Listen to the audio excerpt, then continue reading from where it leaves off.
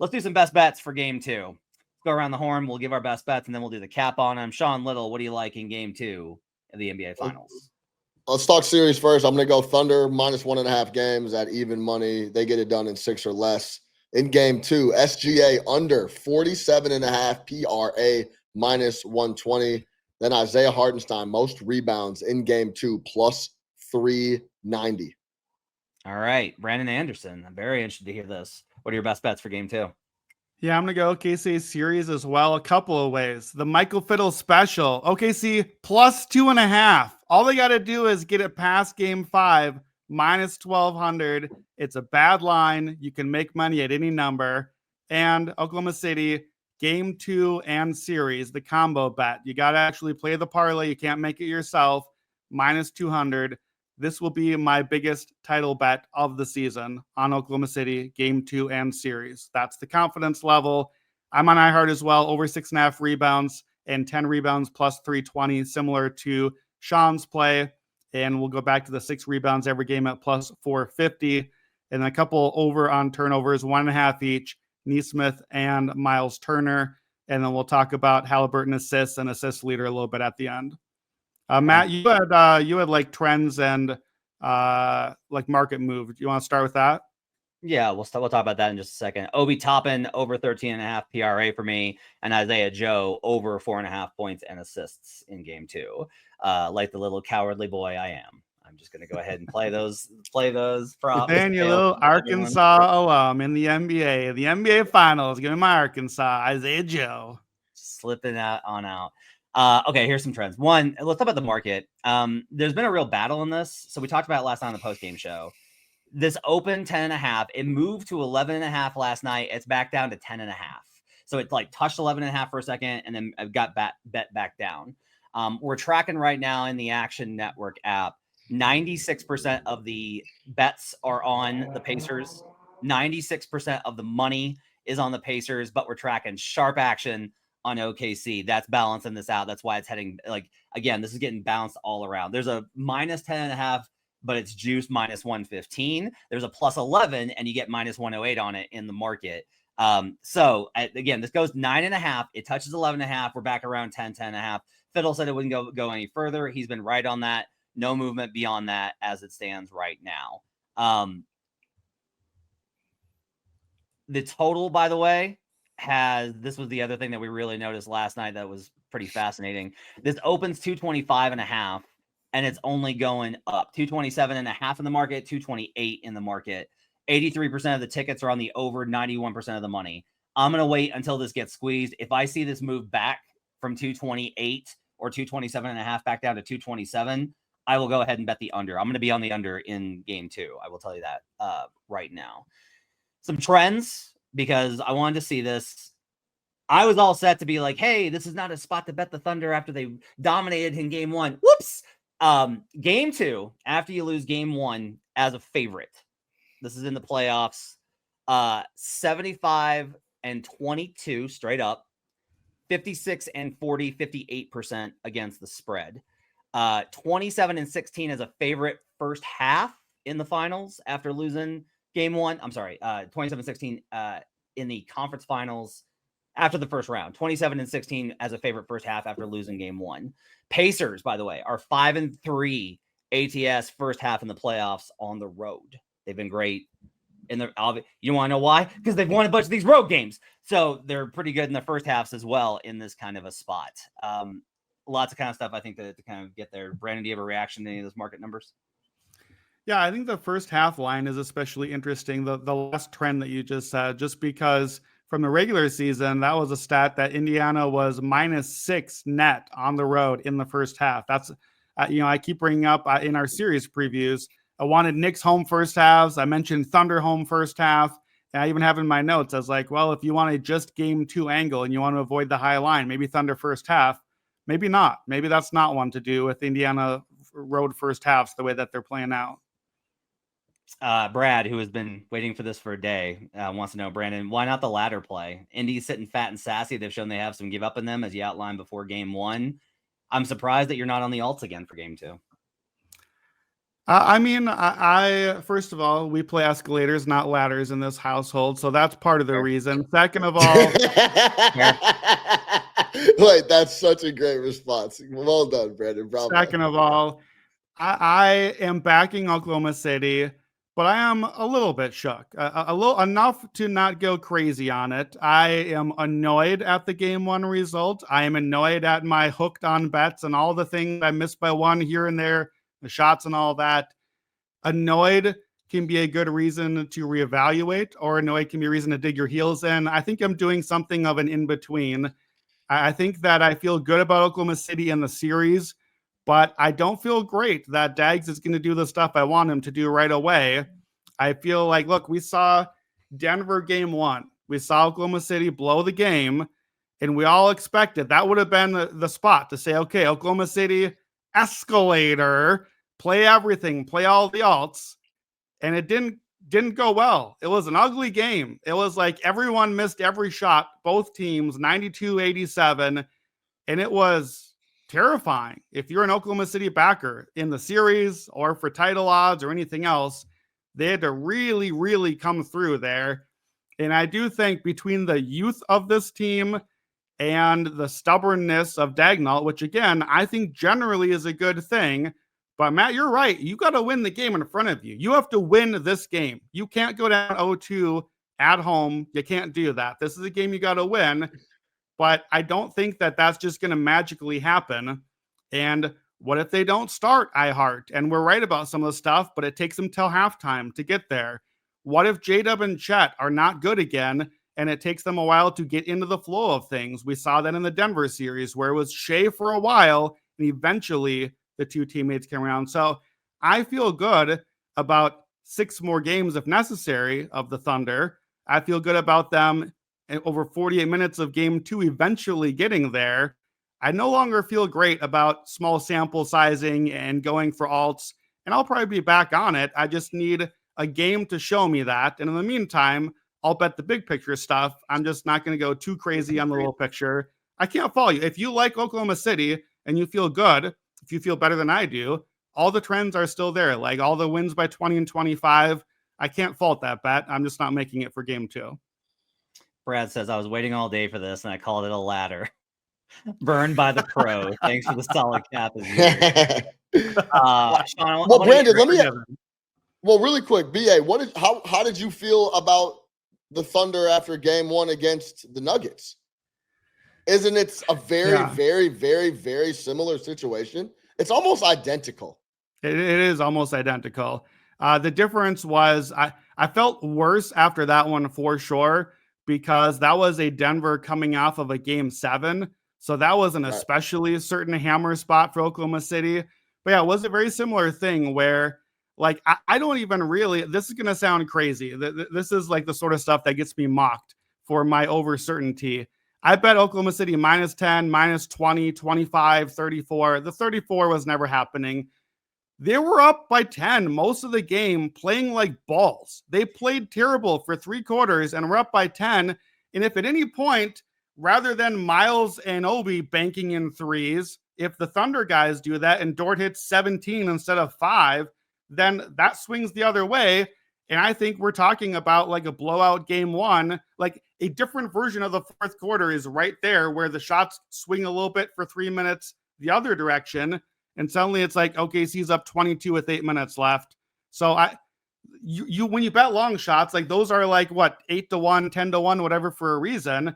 That 8 and 10-1 was in play. It just got nowhere close. It ended up down to what I thought would be a win, but not a cover. And then it just kept going the other way and lost the win too. But I think that was in play yesterday. So if you feel like, well, it was in play and I still like Oklahoma City, shouldn't I like it again? Yeah, you probably should. You're probably better off betting it again.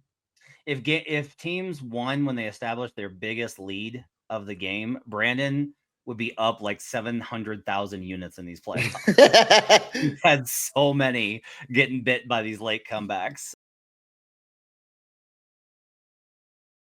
All right, let's actually get to some betting sides of this. We're going to talk about Underdog real quick. Underdog is one of the best places to make picks during playoff basketball while they score buckets. You could score cash.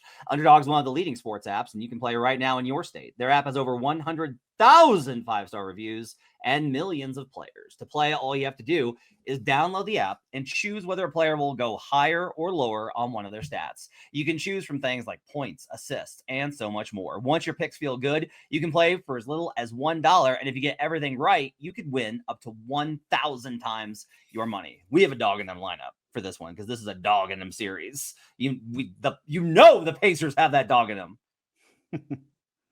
Nothing more underdog dog in them than the Pacers. We're gonna go iHeart, 6.5 rebounds higher. He plays more in this game. He is more impactful, and he goes higher than 6.5 rebounds. We're going to go Siakam, 6.5 rebounds higher. I love this cap. I love this play in game one. I think Siakam's going to have a great series. He's a real threat to steal finals MVP if the Pacers win this series, like he did the Eastern Conference Finals MVP. Lou Dort, 1.5 steals, lower. And the reason I'm going in on lower on Lou is because if they're going to, let's say the DAG stays true to the process, he's going to play back, like he won't be matched up on the ball handler as much. And if they do make a change, it's probably moving him more onto Tyrese Halliburton. And we saw in game one, Halliburton's fine letting them hard operate. So like he's not going to force the issue with a lot of plays. And if he does guard Hallie doesn't turn the ball over that much, even in this game. So that one I like. Turner, lower 2.5 steals and blocks. Miles was great in this game, had 3 in this game, was phenomenal. He was so good. OKC is more than likely going to find ways to attack him differently. And I just think this is an outlier performance. There's a reason that his number was so low to begin with.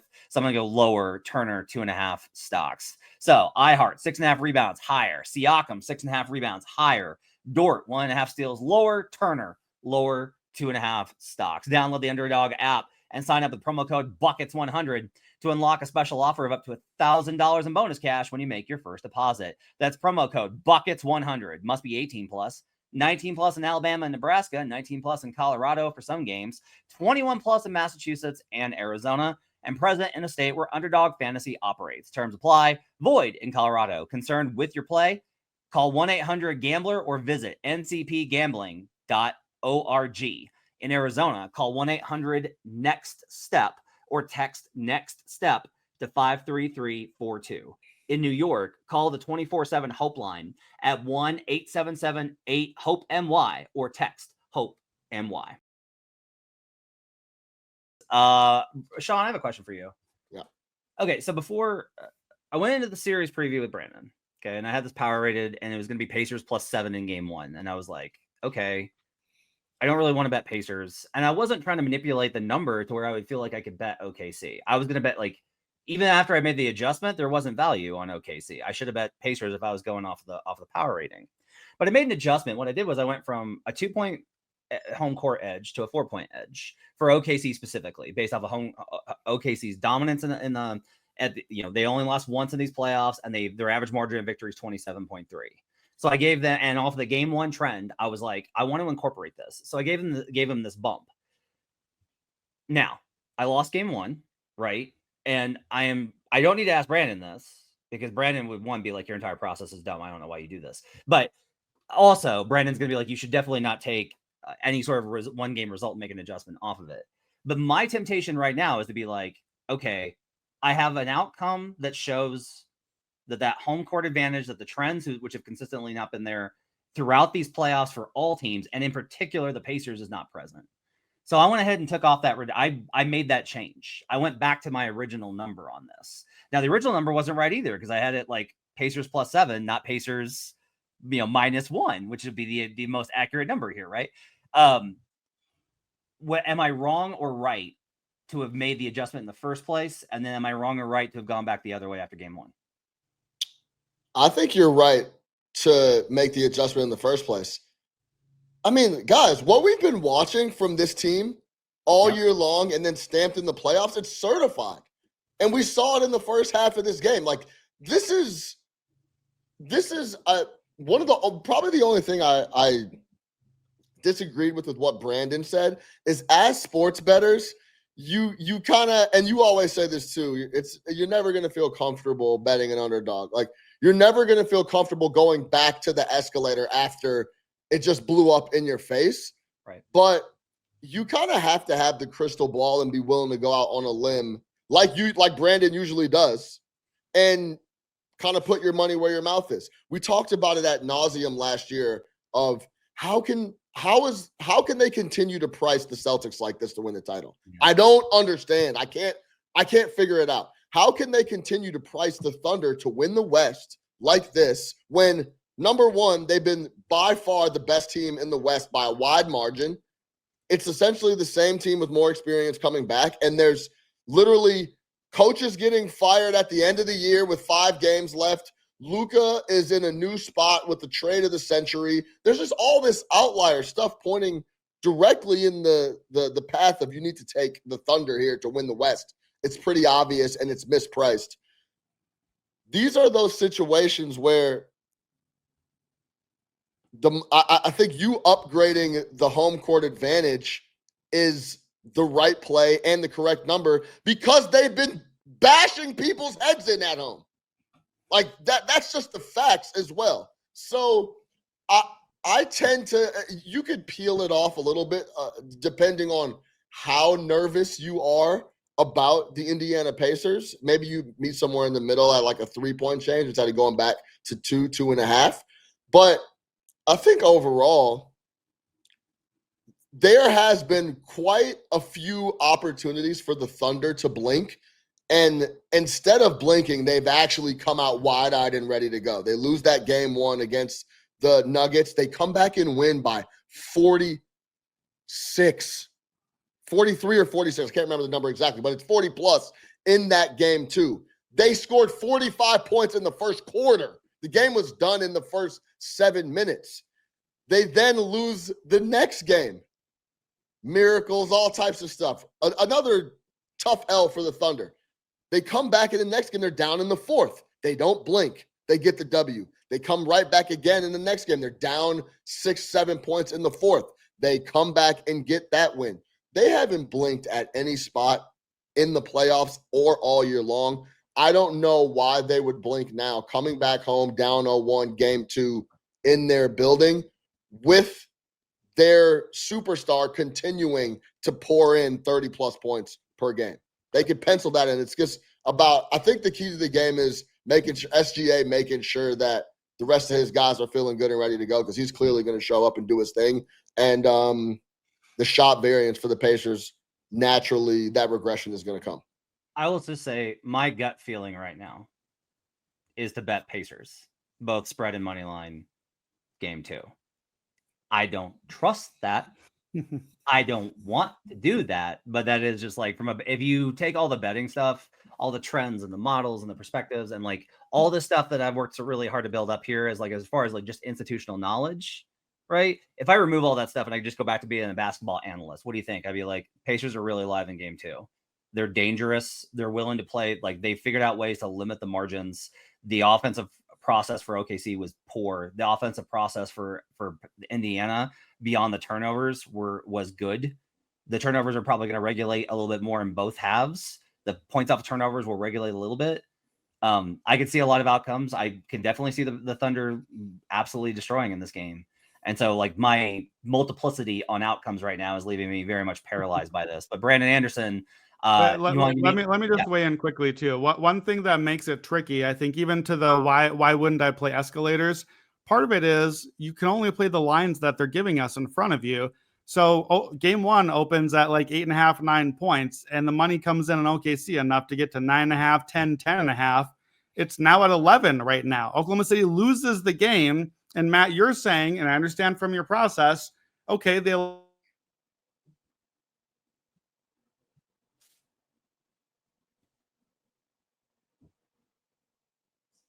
Indiana, but instead it's moving further towards Oklahoma City because it's pricing in the desperation spot, like all the reasons that we think, oh, dig in your heels and bet again, they're also priced in already into their pricing. So were it to say, okay, well, we were wrong about the 8 or 8.5, 9 open. We were wrong for it to go that way. let's upgrade Indiana. And now it's OKC minus 6.5 or 7. Matt, you'd feel a lot differently. And you'd be like, I got to bet Oklahoma City here. I don't feel great about it because they just lost, but I have to bet the Thunder and trust that they're going to find some answers. Like it's the number and the fact that the Thunder just lost and we saw a lot of things to worry about them. And they were clearly overpriced on the plus 10 or whatever it was on how the game played out anyway. And the line moved further in their direction. Yeah, that's why it's going to be hard to play that, because you got to have your instinct and you got to have your number in your model, but you also have to play the number in front of you. And like the alts that I was looking at are going to be even lower priced now than they were before because the number is moving towards those also. So that all plays into it too. Brandon, do you have specific notes you want to get to on your series plays here on OKC?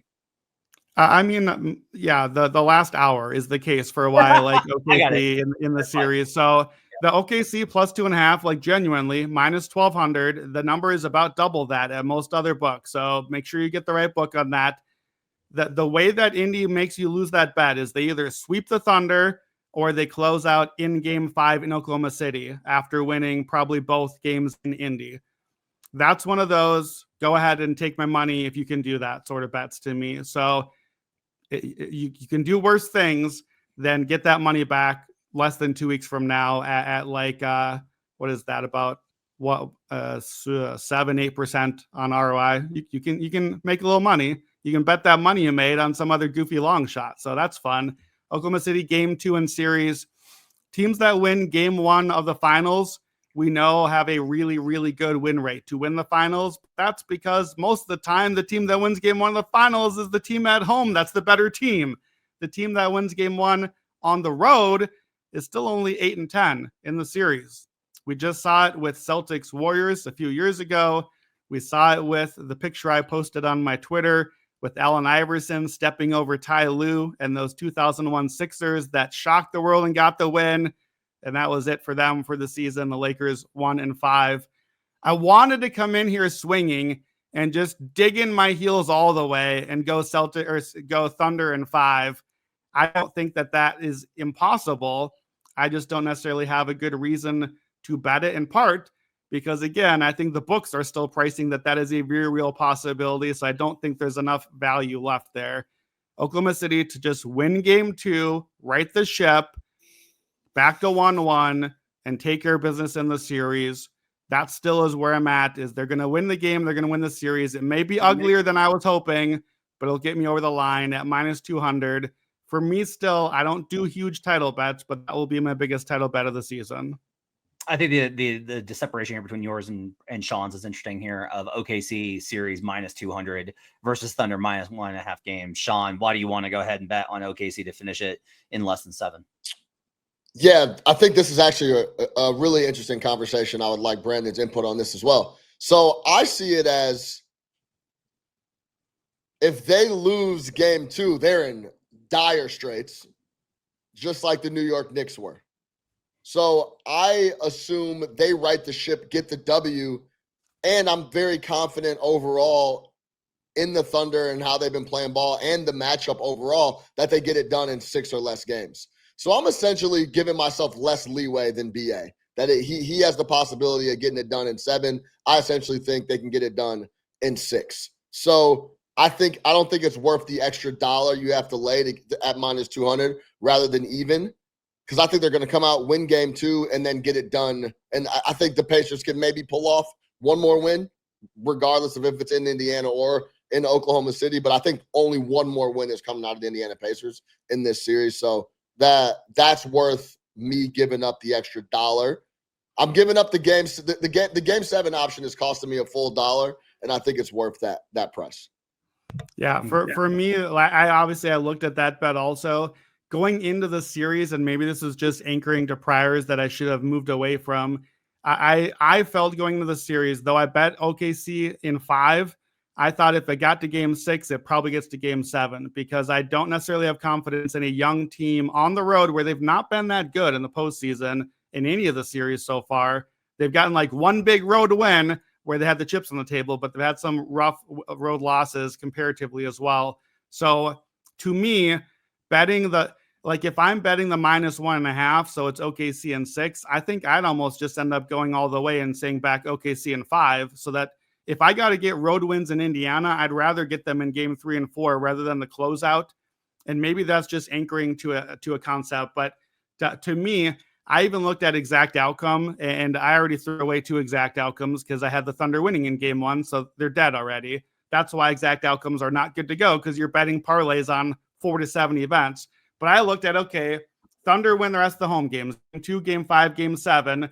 They lose game 6 on the road, and then they win one of those other 2. I looked at those outcomes because to me, that's what I think the series does from here. That's the Denver series again, is win the rest of the home games. You got it figured out all right, but Denver's going to show up and push you all the way.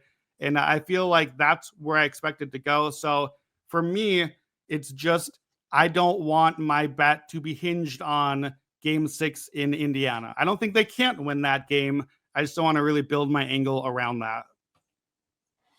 Okay, I'll do some props. Let's let's go to Sean. Give me the SGA under 47.5 PRA here. This is interesting.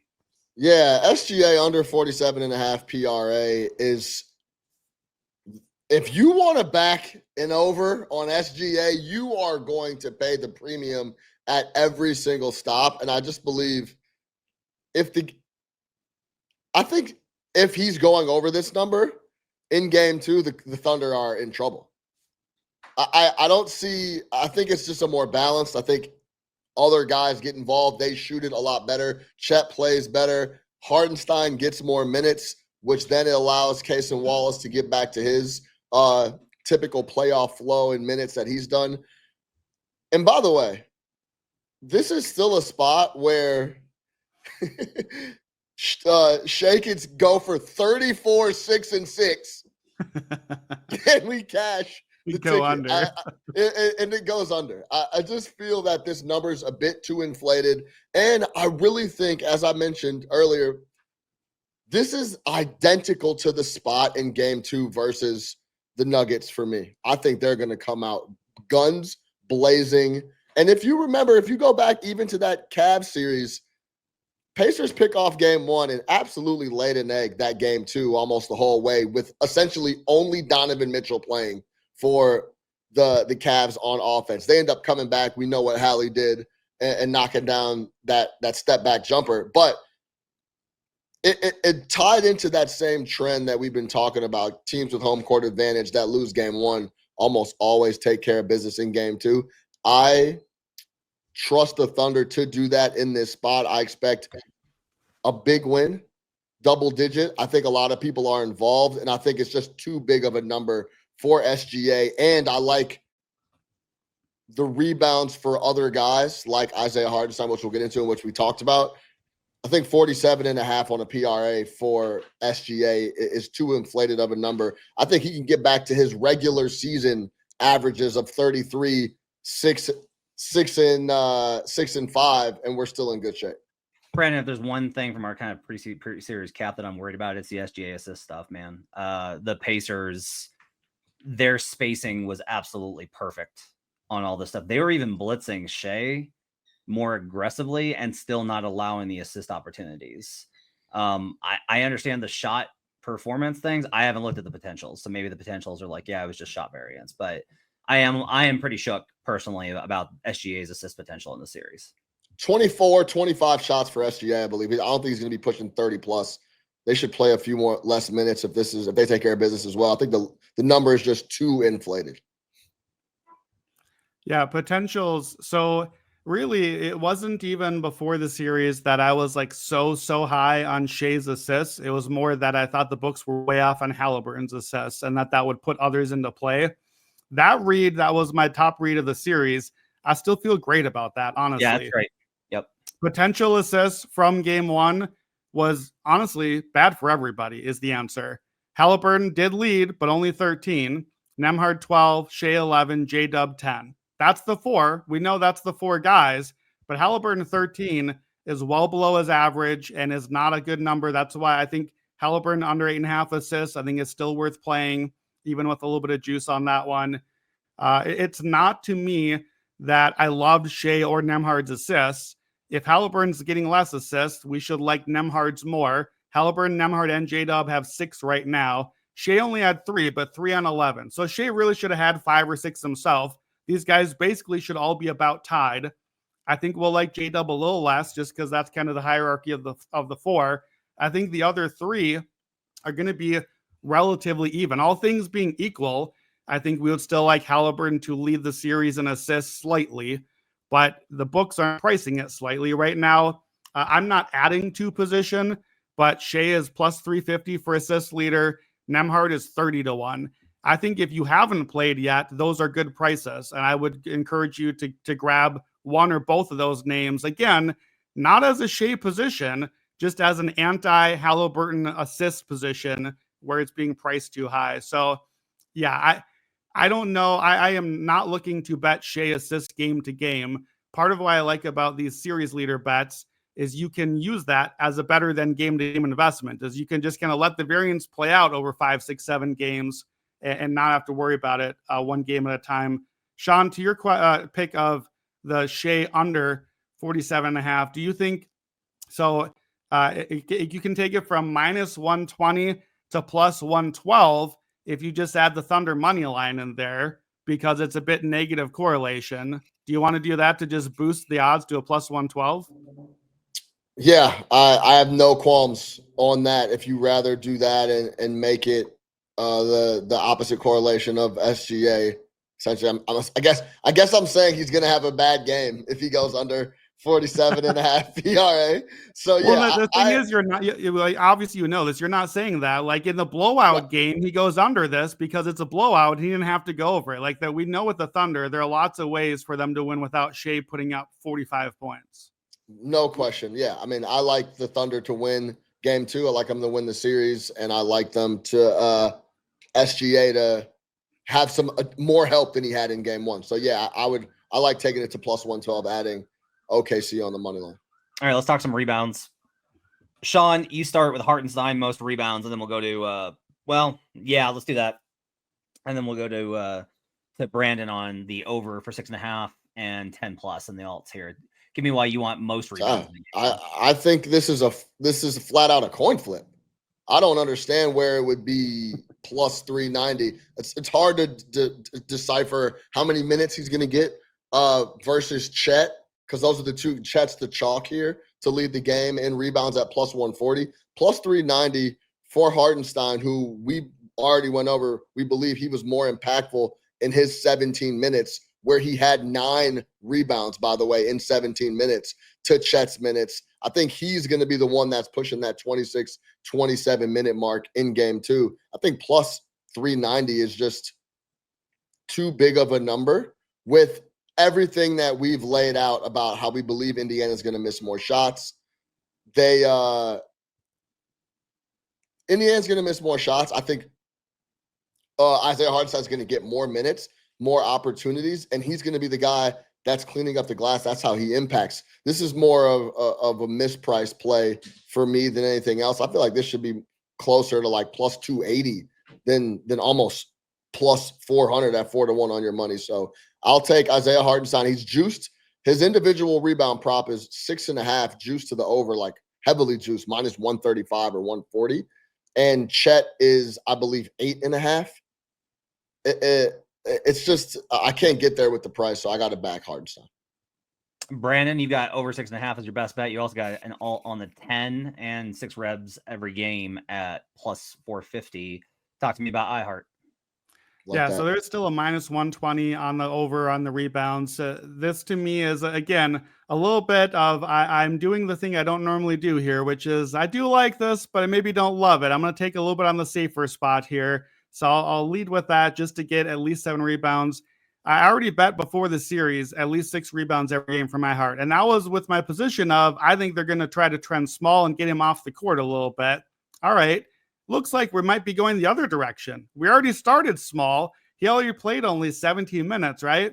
And he gets 9 rebounds anyway on 12 opportunities. He's going to rebound well when he's on the court. He's averaging 1 rebound every 3 minutes the entire playoffs. Like that, he's very easily the best rebounder in the series. So if we're wrong and they keep playing him only 18 minutes, I still feel pretty good about the over 6.5. I'm not necessarily projecting in that he's going to start with this bet or that he's going to suddenly play 30 minutes. Otherwise, I'd be smashing a couple of these.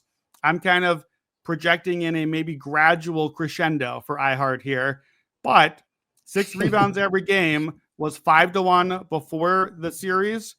We got the hard one, I think. I think we probably got the one with his least minutes. We might get more iHeart minutes every other game, and we already got that one easily, and the line barely budged. It's plus 450 now. He's at least 5 rebounds every single playoff game, at least 6 in 14 out of 17.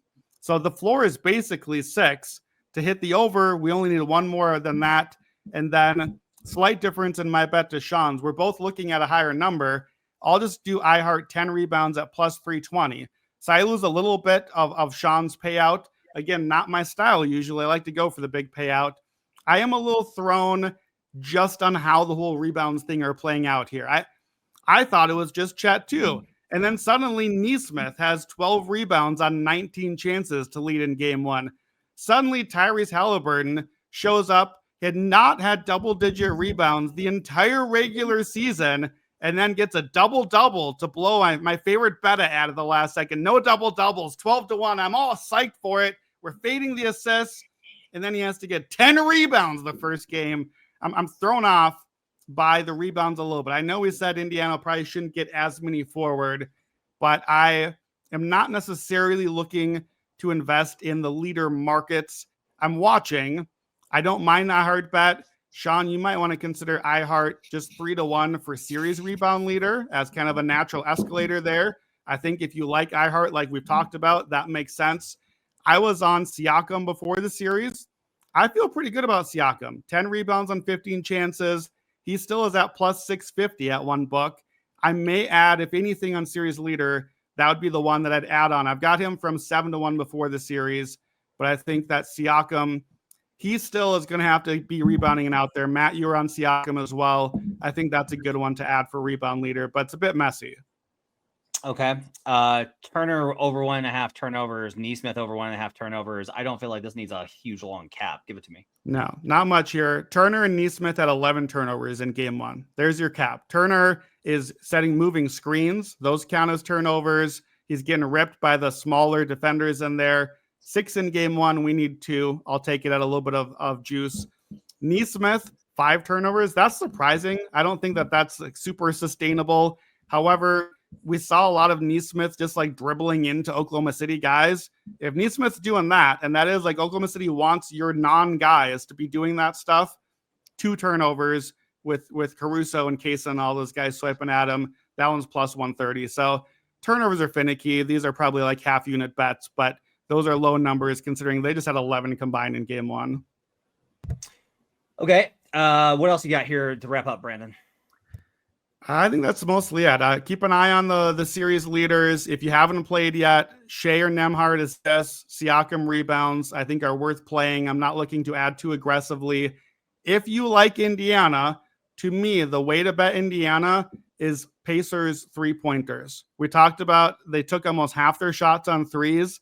Nembhard, Nesmith, and Toppin all got at least 6 attempts up.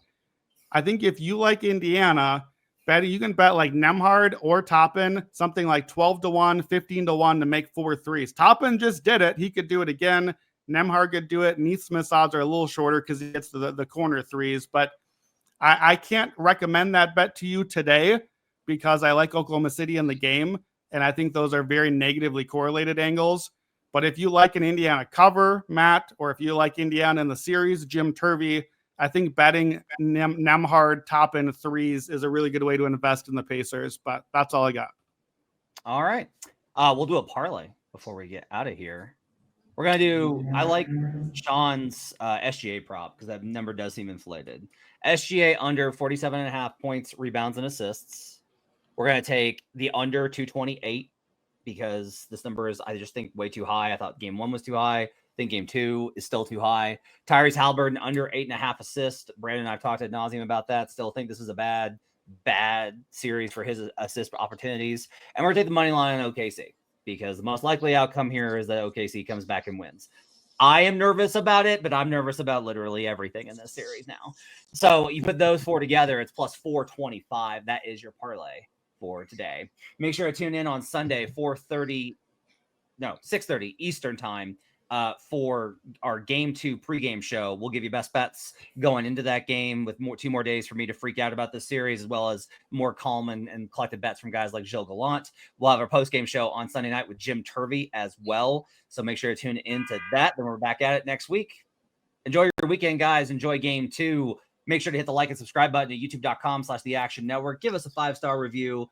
Feedback is a gift. My thanks to David Payne. My thanks to Gifford Gould. Have a great weekend. Until next time, let's get bugging.